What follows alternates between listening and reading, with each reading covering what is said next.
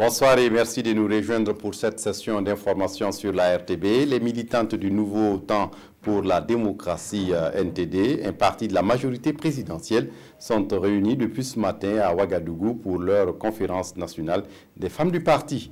Un rendez-vous pour la formation sur le leadership, mais aussi sur comment faire face aux préjugés sur les femmes en politique et dans le but de booster davantage leur participation à la sphère de décision. Il est prévu à l'issue de ce conclave la création d'un réseau des femmes pour le partage d'expériences. Pour le président du parti, Vincent Dabilgou, c'est une formation essentielle pour aider à la mise en œuvre pleinement assumée du PNDS.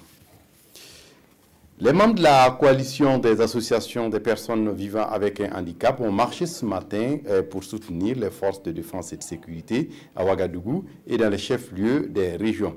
Dans les rues de la capitale burkinabé, les marcheurs se sont rendus au Premier ministère où ils ont remis au Premier ministre, représenté par son directeur de cabinet, un mémorandum. Dans leur message, les marcheurs ont salué l'engagement patriotique et la détermination du gouvernement burkinabé à défendre aux côtés des forces de défense et de sécurité l'intégrité territoriale, la souveraineté nationale, les valeurs de la République. Ils apportent leur soutien indéfectible aux forces de défense et de sécurité qui, au prix d'énormes sacrifices, font face aux forces du mal. Et puis entreprendre à 0 francs, c'est possible avec la Fondation africaine pour l'entrepreneuriat et le développement économique. C'est aussi un concept enseigné depuis hier à Ouagadougou. Cette formation est dispensée par le docteur Samuel Mathieu, docteur en économie, président de la Fondation africaine pour l'entrepreneuriat et le développement économique. Des jeunes de la ville de Ouagadougou et de Bobo-Dioulasso sont à cette école.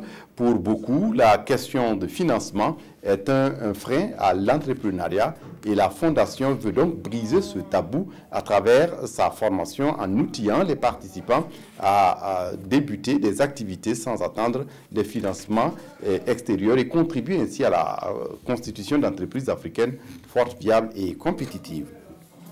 Et puis au CIAO, le Salon international de l'artisanat de Ouagadougou 2018, qui referme ses portes ce 3 novembre dans la capitale burkinabé. Un maillon important de la chaîne, celui des guichetiers. Ce sont des jeunes filles et des jeunes hommes qui vendent et mettent des tickets nécessaires à l'accès sur le site. Chaque jour, pendant toute la durée du CIAO, ces guichetiers ont été au four et au moulin pour permettre au plus grand nombre de disposer de précieux sésames qui donnent droit à la visite des stands. Hier, vendredi 2 novembre, un bus transportant des fidèles coptes a été la cible d'une attaque armée en Haute-Égypte. Au moins 7 chrétiens ont été tués. Des hommes armés ont ouvert le feu sur un bus qui transportait des fidèles coptes ce vendredi à Minya, dans le centre de l'Égypte.